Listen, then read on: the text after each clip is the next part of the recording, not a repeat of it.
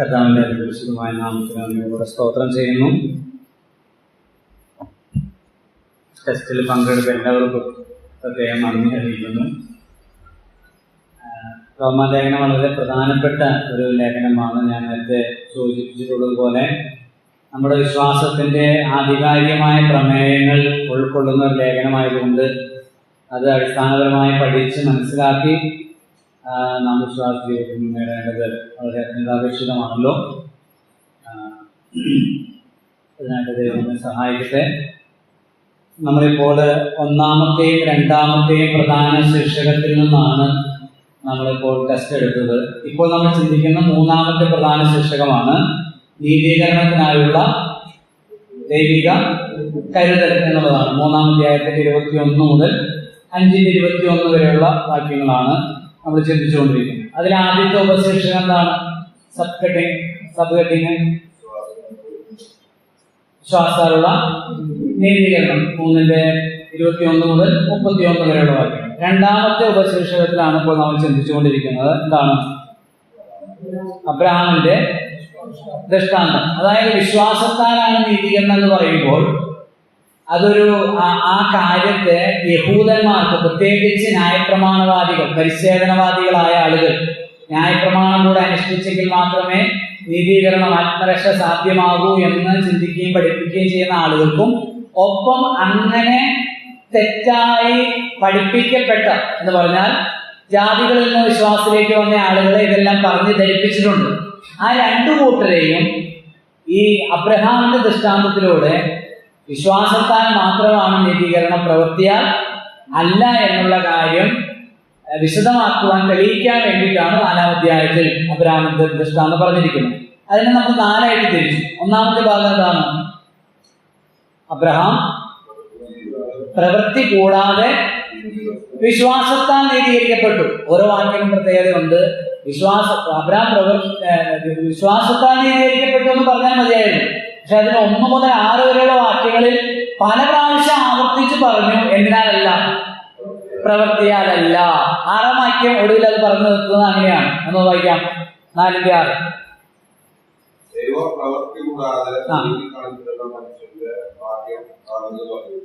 അപ്പോൾ ദൈവം പ്രവൃത്തി കൂടാതെ നീതി കണക്കിടുന്ന, പ്രവൃത്തി കൂടാതെ 3 പ്രാവശ്യം പറഞ്ഞിട്ടുണ്ട്. 5-ാം വാക്യത്തിലുണ്ട്, 2-ാം വാക്യത്തിലുണ്ട്. പ്രവൃത്തി കൂടാതെ, അബ്രഹാം പ്രവൃത്തി കൂടാതെ വിശ്വാസത്താൽ നീതീകരിക്കപ്പെട്ടു. 1 മുതൽ 6 വരെയുള്ള വാക്യം. 7 മുതൽ 12 വരെയുള്ള വാക്യങ്ങളിൽ അബ്രഹാം പരിച്ഛേദന കൂടാതെ നീതീകരിക്കപ്പെട്ടു എന്നുള്ളതാണ്. അത് നമുക്ക് 1-2 വാക്യങ്ങളൊന്ന് വായിച്ചു പോകാം. കഴിഞ്ഞ ആഴ്ച പറഞ്ഞതാണ്. മഴയുടെ ആധിക്യത്താൽ എത്ര പേര് അത് ശരിക്കും കേട്ടു എന്ന് എനിക്ക് അറിഞ്ഞുകൂടാ. ഒന്ന് ജസ്റ്റ് ഒന്ന് പറഞ്ഞു പോകാം. കഴിഞ്ഞ ആഴ്ച ഇല്ലാത്തവർക്ക് അത് മനസ്സിലാക്കാമല്ലോ. 9-ാമത്തെ വാക്യം. ഈ ഭാഗ്യവർണ്ണനം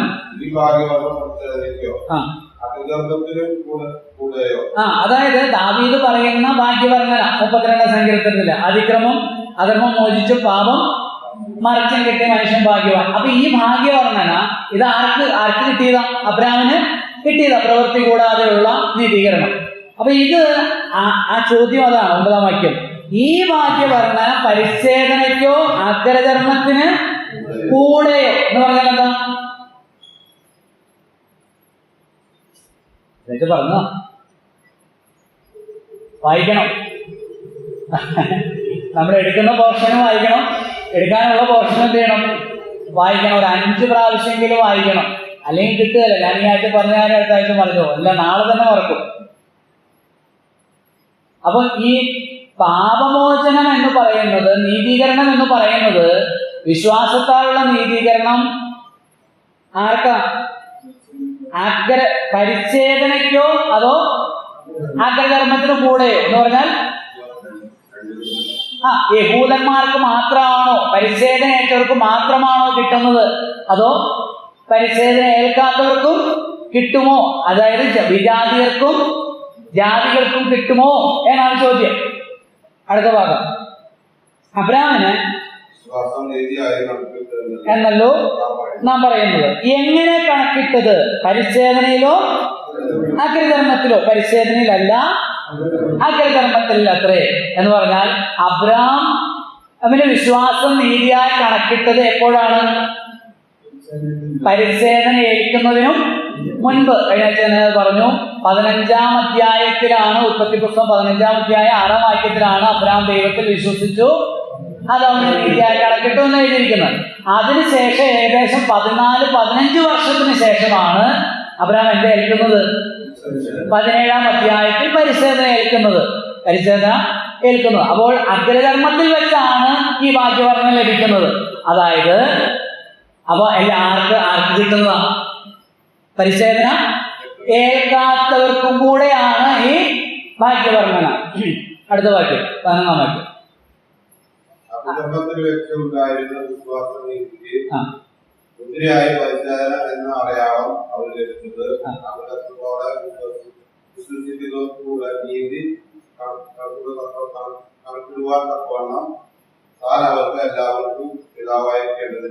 അപ്പോൾ അഗ്രധർമ്മത്തിൽ വെച്ച് വിശ്വാസത്താൽ ഉണ്ടായ നീതിക്ക് മുദ്രയായി പരിച്ഛേദന എന്ന അടയാളം അവന് ലഭിച്ചത് അഗ്രധർമ്മത്തോട് വിശ്വസിക്കുന്നവർക്കും കൂടെ നീതി കണക്കിടുവാൻ തക്കവണ്ണം താൻ അവർക്ക് എല്ലാവർക്കും പിതാവായിരിക്കേണ്ടതിന്. അബ്രഹാമിനോട് ദൈവം ഒരു കാര്യം പറഞ്ഞല്ലോ, താഴെ നമ്മൾ വായിക്കുന്നുണ്ട് 17-ാമത്തെ വാക്യത്തില്.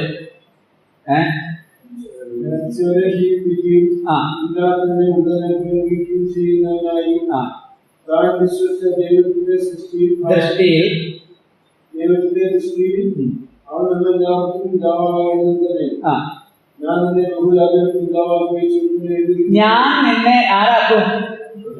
ബഹുജാതികൾക്ക് പിതാവാക്കും. അപ്പൊ അബ്രഹാം നമുക്ക് എല്ലാവർക്കും പിതാവാകാൻ. ആർക്കൊക്കെ? സ്പെസിഫിക് ആയിട്ട് പറഞ്ഞാൽ ആർക്കൊക്കെ? അഗ്രചർമ്മികൾക്ക് എന്ന് പറഞ്ഞാൽ ആരാ? പരിച്ഛേദന ഏൽക്കാത്തവർ, യഹൂദന്മാരല്ലാത്തവർക്ക്. അപ്പോൾ അതെന്തുകൊണ്ടാ? അഗ്രചർമ്മി ആയിരുന്ന സമയത്താണ് അബ്രഹാം നീതീകരിക്കപ്പെട്ടത്. അതെന്തിനാണ്?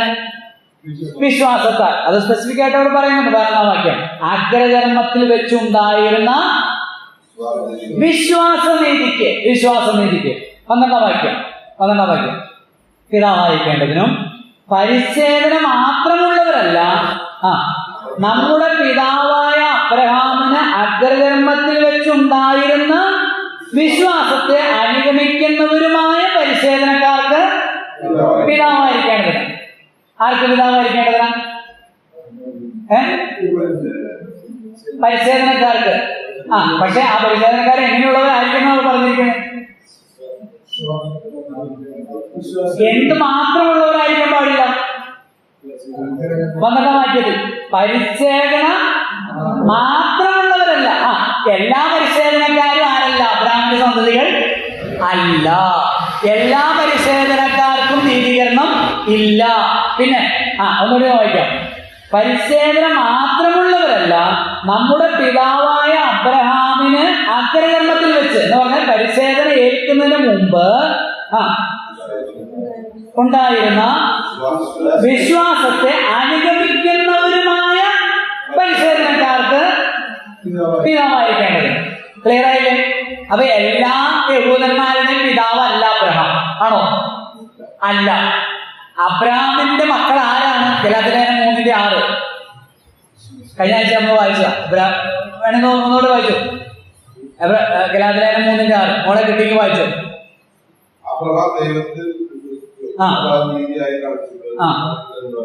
ഏഴാം വാക്യം. അതുകൊണ്ട് ആരാണ് അബ്രഹാമിന്റെ മക്കൾ? വിശ്വാസികളാണ് അബ്രഹാമിന്റെ മക്കൾ. അപ്പൊ അഗ്രചർമ്മികളായ ആളുകൾ അബ്രഹാമിന്റെ വിശ്വാസത്തെ പിന്തുടരുന്നുവെങ്കിൽ അബ്രഹാം വിശ്വസിച്ചതുപോലെ പ്രവൃത്തി കൂടാതെ അബ്രഹാം ദൈവത്തിൽ വിശ്വസിച്ച് അത് അവന് നീതിയായി കണക്കിട്ടു. അബ്രഹാം പരിച്ഛേദന കൂടാതെ വിശ്വസിച്ച് അത് അവന് നീതിയായി കണക്കിട്ടു. അതുപോലെ വിശ്വസിച്ചാൽ അവരാരായി തീരും? അബ്രഹാമിന്റെ സന്തതികളായി തീരും. ഇനി പരിച്ഛേദന ഏറ്റതുകൊണ്ട് കുഴപ്പമില്ല. കൊരിന്ത്യയിലേക്ക് ഇങ്ങനെ നമ്മളൊരു സെന്റൻസ് വായിക്കുന്നുണ്ട്, പ്രസ്താവന. ഓരോരുത്തൻ വിളിക്കപ്പെട്ട അവസ്ഥയിൽ തന്നെ ഇരിക്കട്ടെ എന്ന് പറഞ്ഞാൽ യഹൂദനായി വിളിക്കുക. പരിച്ഛേദന ഏറ്റുമെങ്കിൽ നിങ്ങൾ സർജറി ചെയ്ത് അഗ്രകർമ്മം വെച്ച് വിളിക്കേണ്ട ആവശ്യമില്ല. പക്ഷേ ഒരു കാര്യമുണ്ട്, അത് പരിച്ഛേദനയാൽ നിങ്ങൾക്ക് ഒരു ഗുണവും ഇല്ല. എന്തില്ലെങ്കിൽ വിശ്വാസം. പ്രവൃത്തി കൂടാതെയുള്ള ദൈവനീതി വിശ്വാസത്താൽ പ്രാപിച്ചില്ലെങ്കിൽ ഒരു പ്രയോജനവും ഇല്ല. അപ്പോൾ പരിച്ഛേദന എന്തെങ്കിലും ഒക്കെ കുഴപ്പമില്ല, പക്ഷെ എന്ത് വേണം? അബ്രഹാമിന് അഗ്രഗർഭത്തിൽ വെച്ചുണ്ടായിരുന്ന വിശ്വാസത്താൽ നീ എന്ത് ചെയ്യണം? നീതീകരണം പ്രാപിക്കണം. അപ്പൊ അവിടെ ഒരു കാര്യം സ്പെസിഫിക്, ഇതായിരുന്നു ഒന്നാം നൂറ്റാണ്ട്, നമ്മളെ ഇന്നത്തെ പശ്ചാത്തലം ഉണ്ട് അല്ലെ, ഒന്നാം നൂറ്റാണ്ടിലെ പ്രബലമായ ദുരുപദേശം എന്തായിരുന്നു? പരിച്ഛേദനവാദം, ന്യായപ്രമാണവാദം. ന്യായപ്രമാണം കൂടെ അനുഷ്ഠിച്ചെങ്കിലേ രക്ഷ പ്രാപിക്കാൻ കഴിയുള്ളൂ, നീതീകരണം ലഭിക്കുള്ളൂ എന്നുള്ള പഠിപ്പിക്കുക. അതിനെതിരാണ് ഈ വാക്കുകൾ. അബ്രഹാം നിങ്ങൾ ഈ പഠിപ്പിക്കുന്ന ആളുകളുടെ, നിങ്ങളുടെ പൂർവ്വപിതാവായ അബ്രഹാം പോലും പരിച്ഛേദന കൂടാതെയാണ് എന്ത് ചെയ്തത്? നീതീകരണം പ്രാപിച്ചത്, ആത്മരക്ഷ പ്രാപിച്ചത്.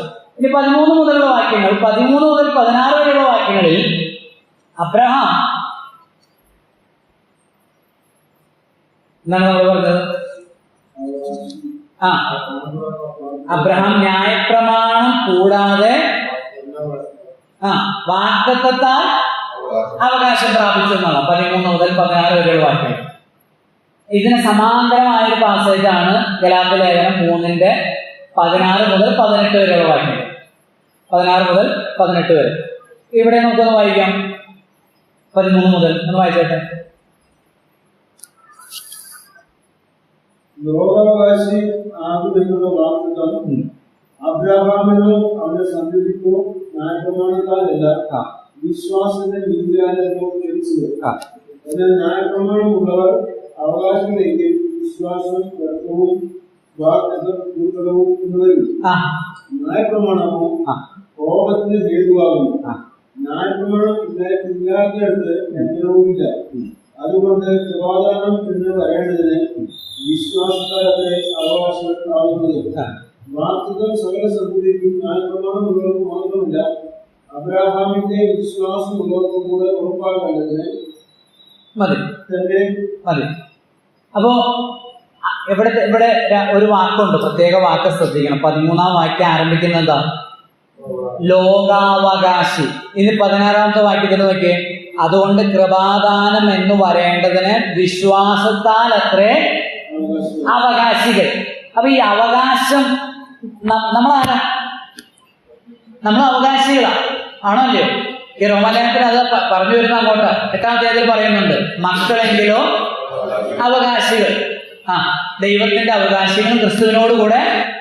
അപ്പൊ ദൈവികമായ അവകാശത്തിൽ, ആ അവകാശം എന്നുള്ളതിന് മറ്റൊരു പേര് കൊടുത്താൽ അനുഗ്രഹത്തിൽ അബ്രഹാമിന് പങ്കാളിത്തം കിട്ടിയത്, അബ്രഹാമിന് അവരുടെ സന്തതിക്ക് പങ്കാളിത്തം കിട്ടിയത്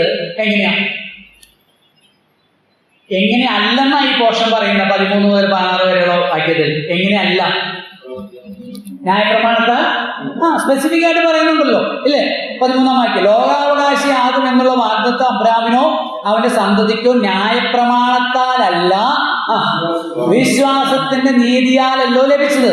എന്നാൽ ന്യായപ്രമാണമുള്ളവർ അവകാശികളെങ്കിൽ വിശ്വാസം വ്യർത്ഥവും വാഗ്ദത്തം ദുർബലവും എന്ന് വരും. ഇതേ കാര്യം ഗലാത്യ ലേഖനം 3-ന്റെ 16 മുതൽ 18 വരെ പറഞ്ഞിട്ടുണ്ട്. നമുക്കൊന്ന് ഓടിച്ചു വായിക്കാം.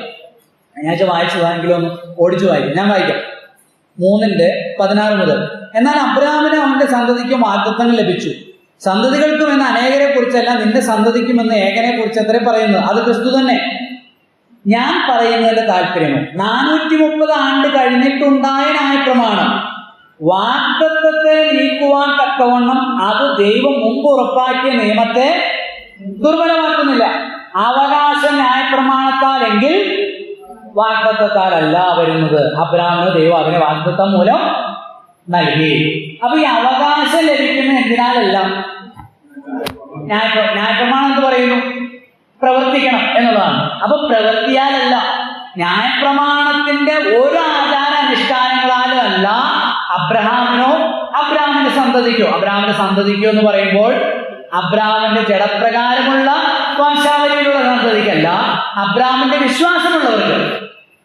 അത് അഗ്രജന്മക്കാരും ഉണ്ട്, പരിശോധനക്കാരും ഉണ്ട്. ഇവർക്ക് ആ അവകാശം ലഭിക്കുന്നത് എന്തിനാലല്ല?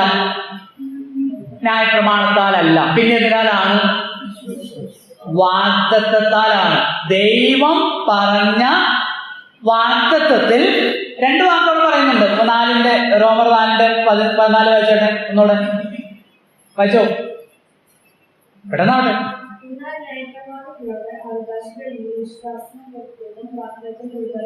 കണ്ടോ, രണ്ട് വാക്ക് പറഞ്ഞിട്ടുണ്ട്. എന്നാൽ ന്യായപ്രമാണമുള്ളവർ അവകാശികളാണെങ്കിൽ വിശ്വാസം വ്യർത്ഥവും വാഗ്ദത്തം ഈ വാഗ്ദത്തവും വിശ്വാസവും തമ്മിൽ ബന്ധിക്കപ്പെട്ടിരിക്കുന്നുണ്ട്. അതെങ്ങനെ? വാഗ്ദത്തം എവിടുന്ന? ദൈവത്തിൽ നിന്ന്. അതിനാണ് 16-ാം വാക്യത്തിൽ പറയുന്ന കൃപാദാനം എന്ന് പറയുന്നത്. കൃപ. അപ്പൊ കൃപ ദൈവത്തിൽ നിന്ന്, വാഗ്ദത്തം ദൈവത്തിൽ നിന്ന് വന്നു. ഇനി മനുഷ്യൻ ചെയ്യണം? വിശ്വസിക്കണം. അതാണ് ആര് ചെയ്തത്? അബ്രാം ചെയ്തത്. ദൈവ വാഗ്ദത്തം ചെയ്തു, അബ്രാം വിശ്വസിച്ചു, അവകാശിയായി. ഇതേ കാര്യമാണ് ദൈവം നമ്മുടെ മുന്നിൽ വെച്ചിരിക്കുന്നത്. ദൈവം യേശു ക്രിസ്തുവിനെ വാഗ്ദാനം ചെയ്തു മാനവവർഗത്തിന്. എന്ത് ചെയ്താൽ മതി? വിശ്വസിച്ചാൽ മതി. എന്ത് വേണ്ട? പ്രവൃത്തി വേണ്ട, പരിച്ഛേദന വേണ്ട. 3, ന്യായപ്രമാണം വേണ്ട. ന്യായപ്രമാണത്താലെങ്കിൽ 430 വർഷം നമ്മൾ വായിച്ചില്ലേ ഗലാത്യലേഖനത്തിൽ? 430 വർഷം മുമ്പ് ന്യായപ്രമാണം ആര് മുഖാന്തരം കിട്ടിയേ? മോശ മുഖാന്തരം. അത് അവിടെ തന്നെ പറയുന്നുണ്ട് 19-ാം വാക്യത്തിൽ, ഗലാത്യലേഖനം 3:19.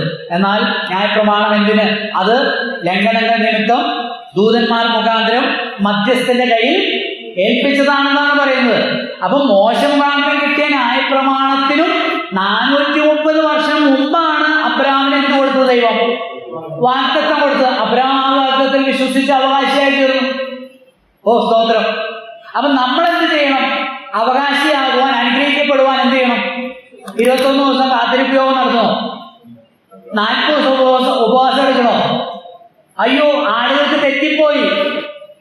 അവകാശിയാകുവാൻ, സ്വർഗീയ അനുഗ്രഹങ്ങളിൽ പങ്കാളിയായി തീരുവാൻ, നിത്യമായ അവകാശത്തിൽ പങ്കാളിയായി തീരുവാൻ ഈ വക ഒരു പരിപാടി ആവശ്യം ഇല്ല. ഗലാത്യലേഖനത്തിൽ വരാം. ഗലാത്യലേഖനം പെട്ടെന്ന് എടുക്കാട്ടോ. 3-ാം അധ്യായം 9-ാം വാക്യം, 8-9 വാക്യം പെട്ടെന്ന് വായിക്കണേ. എന്നാൽ ദൈവം വിശ്വാസം മൂലം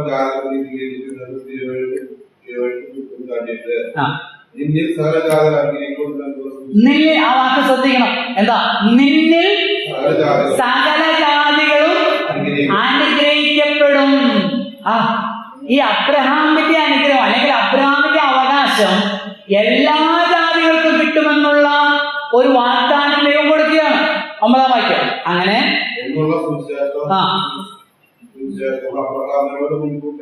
അറിയിച്ചു. ഗലാത്യലേഖനം 3-ാം അധ്യായം 9-ാം വാക്യമാണ് ഇപ്പൊ വായിച്ചത്. അങ്ങനെ വിശ്വാസിയായ അബ്രാമിനോട് കൂടെ അനുഗ്രഹിക്കപ്പെടുന്നു. ഇനി വളരെ പ്രധാനപ്പെട്ട വാക്യമാണ് അടുത്ത വാക്യം. എല്ലാ വാക്യങ്ങളും പ്രധാനപ്പെട്ട. പക്ഷേ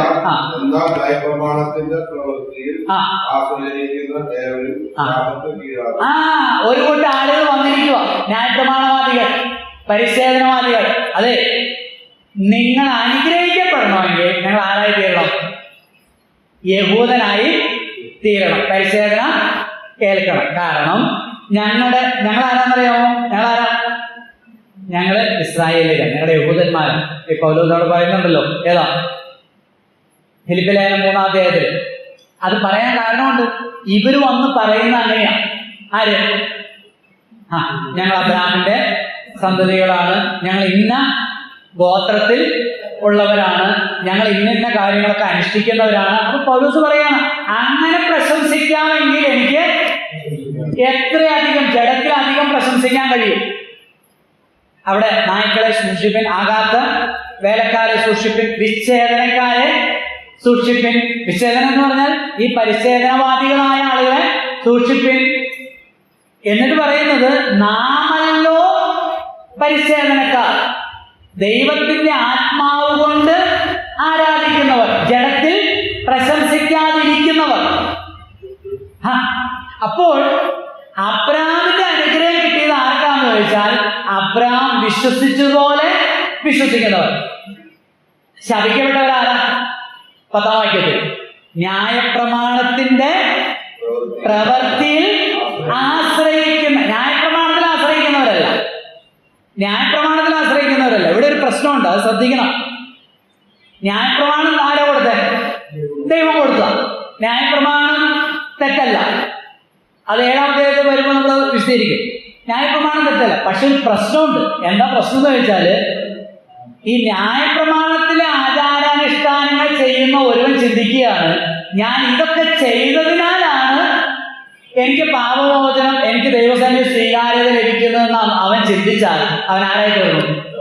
ശപിക്കപ്പെട്ടവനായിട്ട് വരും.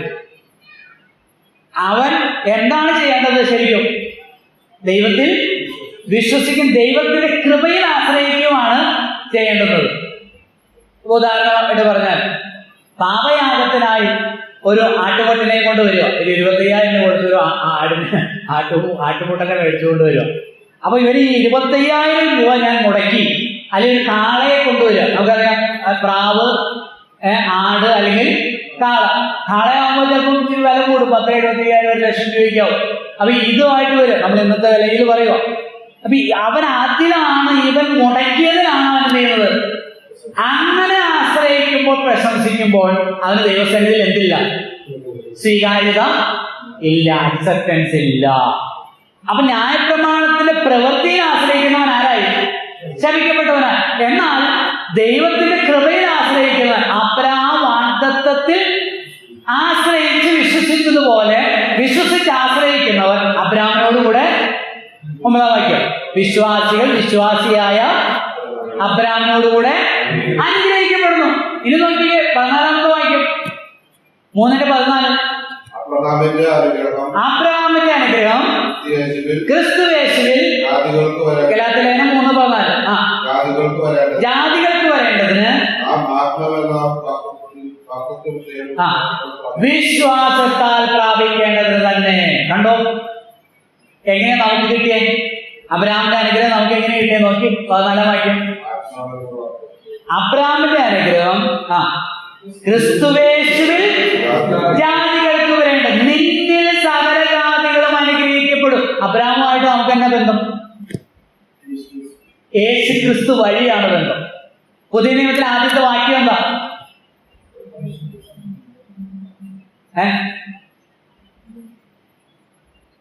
അബ്രഹാമിന്റെ പുത്രനായ,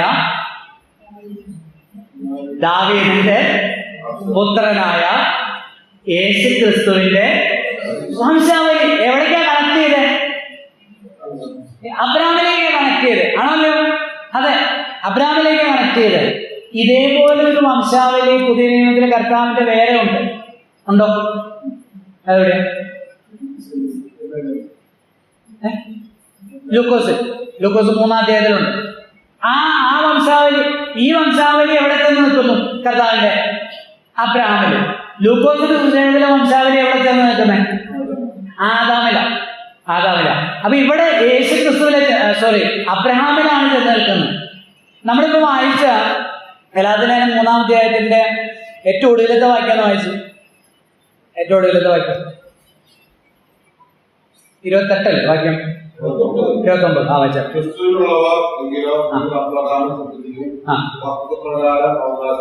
ഓ സ്തോത്രം, നിങ്ങൾ ക്രിസ്തുവിനുള്ളവരെങ്കിലോ നിങ്ങൾ അബ്രഹാമിന്റെ സന്തതികളും വാഗ്ദത്ത പ്രകാരം.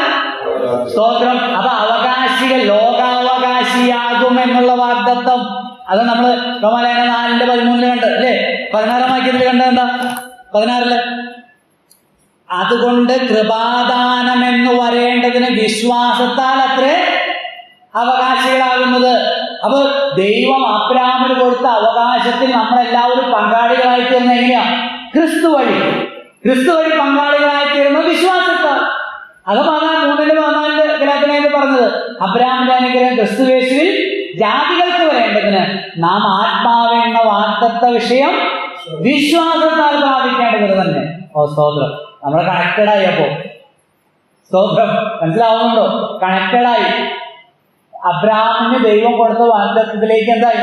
അബ്രഹാമിന് എന്താ വാഗ്ദത്തം കൊടുത്തത്? ക്രിസ്തുവിനെ കുറിച്ചുള്ള വാഗ്ദത്തം. ക്രിസ്തുവിനെ നമ്മൾ അംഗീകരിച്ചപ്പോൾ അബ്രഹാമിന് കൊടുത്ത വാഗ്ദത്തത്തിൽ കണക്റ്റഡ് ആവുകയും നമ്മൾ അവകാശികളായി അനുഗ്രഹിക്കപ്പെട്ടവരായി. ഇനി ശാപം നീങ്ങാൻ പ്രാർത്ഥിക്കണോ? പറയൂ. വല്ല ബന്ധനമുണ്ടോ? ബന്ധനം നീക്കണോ? ശാപം മുറിക്കണോ? ഓ പറഞ്ഞാട്ടെ, എന്തോ സംശയമുണ്ട്, എവിടെയോ ഒരു ശാപം കിടക്കുന്ന പോലെ ഞാൻ കാണുന്നു. ഇന്നൊരു തലത്തൊരു ബന്ധനമുണ്ട്, ഒരു ശാപം കിടക്കുന്നുണ്ട്. സഹോദരങ്ങളെ, ഇല്ല. അതവിടെ പറഞ്ഞു 9-ാം വാക്യം. വിശ്വാസികൾ വിശ്വാസിയായ അബ്രാഹാമിനോട് കൂടെ അനുഗ്രഹിക്കപ്പെട്ടിരിക്കുന്നു. പത്രോസിലേ പറയുന്നുണ്ട് 3-ാം അധ്യായം 1 പത്രോസ് മുതൽ, നിങ്ങൾ അനുഗ്രഹം അനുഭവിപ്പാൻ വിളിക്കപ്പെട്ടിരിക്കുന്നത് കൊണ്ട് അനുഗ്രഹിക്കുന്നവരായിരിക്കും. ഒരു ശാപമില്ല. അവിടെ പറഞ്ഞിട്ടുണ്ടല്ലോ, ഈ ഗലാത്യലേഖനം 3-ൽ പറയുന്നു, നമ്മൾ എപ്പോഴും ആരാധനയ്ക്ക് പറയുന്ന വാക്യം മരത്തിന്മേൽ തൂങ്ങുന്നവനെല്ലാം ശപിക്കപ്പെട്ടെന്ന് എഴുതിയിരിക്കുന്ന പോലെ ക്രിസ്തു നമുക്ക് വേണ്ടി ശാപമായി തീർന്നു, ന്യായപ്രമാണത്തിന്റെ ശാപത്തിൽ നിന്ന് നമ്മെ.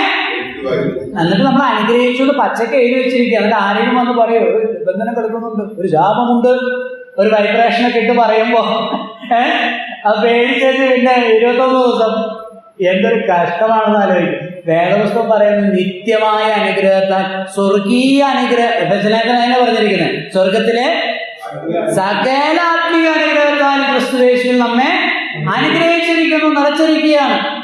അല്ല, അപ്പൊ ബ്രദറെ എന്തെങ്കിലും തെറ്റ് ചെയ്യുമ്പോൾ നമ്മൾ കുറ്റങ്ങളൊക്കെ ചെയ്ത് അതിന്റെ ശാപമുണ്ട്? ശാപമല്ല, അടി. നിങ്ങൾ മാതാപിതാക്കന്മാരോട് ഇരിക്കുന്നുണ്ടല്ലോ, പിള്ളേർ എന്തെങ്കിലും തെറ്റ് ചെയ്താൽ ശപിക്കുകയാണോ ചെയ്യുന്നത്? വിവരമുള്ളവരെ ആരും ശപിക്കുകയില്ല. നമ്മളെന്ത് ചെയ്യും?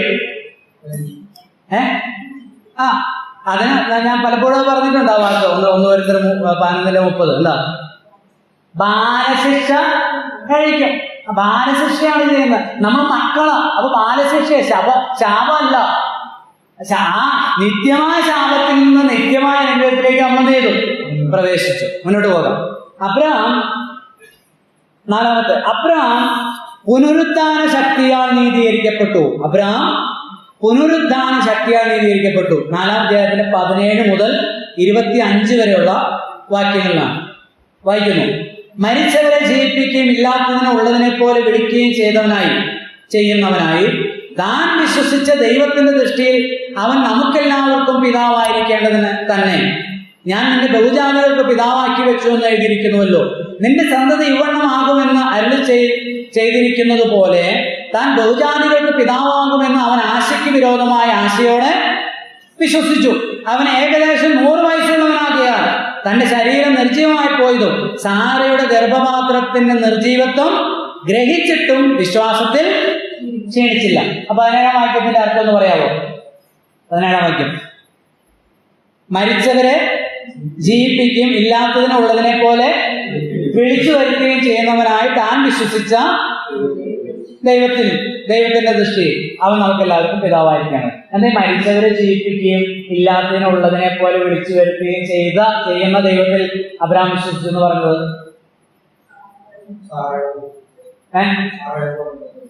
അതെങ്ങനെയാ?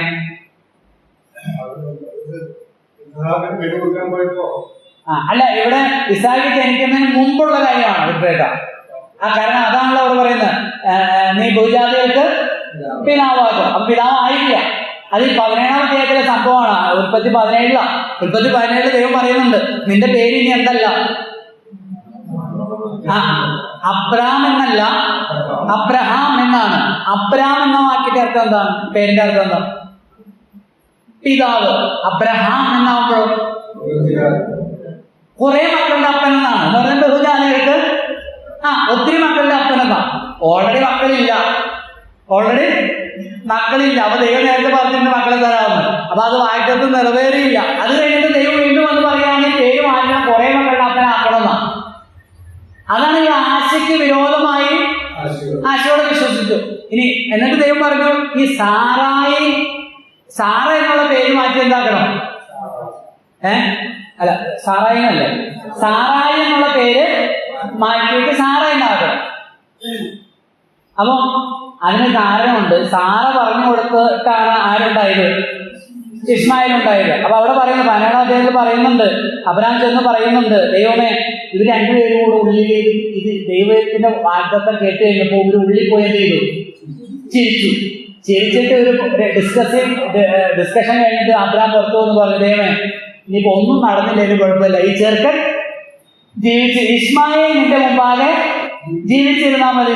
അപ്പോൾ ദൈവം പറഞ്ഞു, എന്ന് പറഞ്ഞു, അല്ല, നിന്റെ ഭാര്യ സാറ തന്നെ ഗർഭം ധരിച്ചൊരു മകനെ പ്രസവിക്കും. അപ്പൊ അവിടെയാണ് നമ്മളിപ്പോ വായിച്ച 17 താഴത്തെ വാക്യങ്ങളിൽ തന്റെ ശരീരത്തിന്റെ നിർജീവമായി പോയതും സാറയുടെ ഗർഭപാത്രത്തിന്റെ നിർജീവത്വം ഗ്രഹിച്ചിട്ടും, അതാണ് മരിച്ചവരെ ജീവിപ്പിക്കുക എന്ന് പറയുന്നത്. മരിച്ചുപോയ ആരെങ്കിലും ജീവിപ്പിക്കുന്ന കാര്യമല്ല. പിന്നെന്താ? ഒരു പുത്രോത്പാദനത്തിനുള്ള ജീവൻ തനിക്കോ തന്റെ ഭാര്യയ്ക്കോ ഇല്ലെന്ന് മനസ്സിലാക്കിയിട്ട്, അതാണ് ആശയ്ക്ക് വിരോധമായിട്ട് ആശയോട്, ആ മരിച്ച അവസ്ഥയിൽ നിന്ന് ജീവിപ്പിക്കുവാൻ എന്റെ ദൈവത്തിന് കഴിയും. മറ്റൊരു കാര്യം, ഇല്ലാത്തതിനെ ഉള്ളതിനെ പോലെ. അപ്പൊ ദൈവം പറയുന്നുണ്ട്, നിന്റെ അങ്ങനെ സാറയിൽ കൂടെ ജനിക്കുന്നവനായിരിക്കും ആര്? അവകാശി, സന്തതി എന്ന് പറയുന്നത്. ആരല്ല? നീ പറയുന്നുണ്ടല്ലോ ഇസ്മായിൽ ജീവിച്ചിരുന്നാൽ മതിയെന്ന്. ഇസ്മായിൽ അല്ല, സാറയിൽ നിന്ന് ജനിക്കുന്നവനായിരിക്കും ആര്? അവകാശി, സന്തതി എന്ന് പറയുന്നത്. ഓ സ്തോത്രം. അപ്പൊ അബ്രഹാം അതാണ് ഇല്ല, ഈ മകനില്ല. അപ്പൊ ദൈവത്തിന്റെ സൃഷ്ടി അങ്ങനെ. ദൈവം ആനയുണ്ടാകട്ടെ എന്ന് പറഞ്ഞു അല്ലേ, എലി ഉണ്ടാകട്ടെ, ദൈവം അതുകൊണ്ട് വിളിച്ചു വരുത്തില്ലേ? അന്നുണ്ടോ ഈ സാധനം? ഇപ്പൊ നമ്മൾ ആന ഉണ്ടാകട്ടെ എന്ന് പറഞ്ഞാൽ നമ്മുടെ മനസ്സിലുണ്ട് ആനയുടെ ഒരു പിക്ചറുണ്ട്. ദൈവം ഇല്ലാത്തതിനെ ഉള്ളതിനെ പോലെയാണ് ദൈവം വിളിച്ചു വരുത്തിയത്. അപ്പൊ ഈ ഇസാക്ക് ഇല്ലാതിരിക്കുമ്പോൾ ദൈവം ഉറപ്പിച്ചു പറയുകയാണ്, നിന്റെ ഭാര്യ സാറ തന്നെ ഗർഭം ധരിച്ചൊരു മകനെ പ്രസവിക്കും. അപ്പൊ ദൈവം ആ ദൈവത്തിൽ വിശ്വസിച്ചു. ഈ രക്ഷയ്ക്ക് അങ്ങനെ വിശ്വസിക്കണം. അങ്ങനെ വിശ്വാസം ഇല്ലാത്തവർ എന്ത് ചെയ്യും? സംശയിക്കുകയും കർമ്മങ്ങൾ ചെയ്യുകയും ചെയ്യും.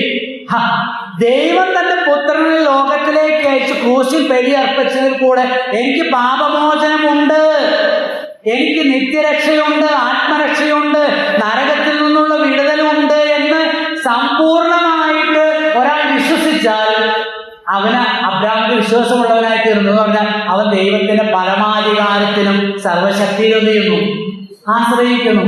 അവനെ ദൈവം ഒരിക്കലും ചെയ്യില്ല, കൈ പിടിക്കുകയില്ല. നിത്യമായ ശാപത്തിൽ നിത്യമായ അനുഗ്രഹത്തിലേക്ക് പ്രവേശിക്കുന്നു.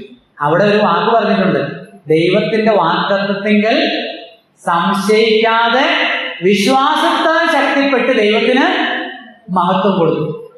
സംശയിക്കുന്നവരാണ് എന്ത് ചെയ്യുന്നത്?